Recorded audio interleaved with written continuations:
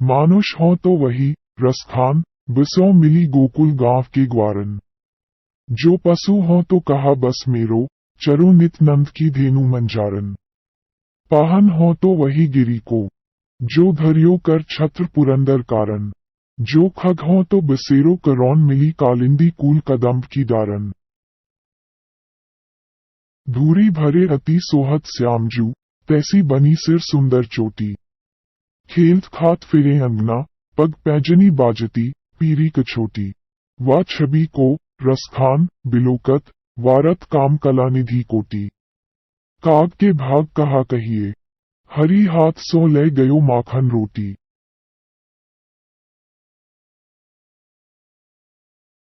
रसखान कहते हैं कि यदि मैं अगले जन्म में मनुष्य बनूं तो मुझे गोकुल गांव के ग्वालों के बीच रहने का अवसर मिले।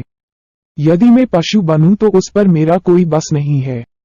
मैं चाहता हूं कि मैं सदैव नंद बाबा की गायों के मध्य चरूं। यदि मुझे पत्थर बनना पड़े तो मैं उसी पर्वत का पत्थर बनूं, जिसे इंद्र के कोप से ब्रजवासियों को बचाने के लिए श्री कृष्ण ने छत्र के रूप में उठा लिया था। यदि मैं पक्षी बनूं तो मैं यमुना नदी के तट पर स्थित कदम्ब के कुंजों की डालियों पर बसेरा करूं। श्री कृष्ण के सौंदर्य का वर्णन करते हुए कविवर रसखान कहते हैं कि कृष्ण का सुंदर शरीर धूल से भरा हुआ है। वे अत्यंत सुंदर लग रहे हैं, उतनी ही सुंदर उनके सिर पर बंधी हुई चोटी लग रही है। कृष्ण अपने घर के आंगन में खाते हुए खेलते फिर रहे हैं। उनके पैरों में पैजनियां बज रही हैं।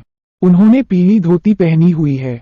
रसखान कहते हैं कि श्री कृष्ण की उस सुंदर छवि पर कामदेव अपनी करोड़ों कलाओं को न्योछावर करते हैं।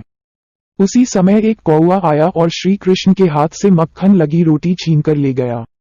रसखान कहते हैं कि वह कौवा कितना भाग्यशाली था कि उसे श्री कृष्ण के दर्शनों और उनके स्पर्श का सौभाग्य प्राप्त हुआ।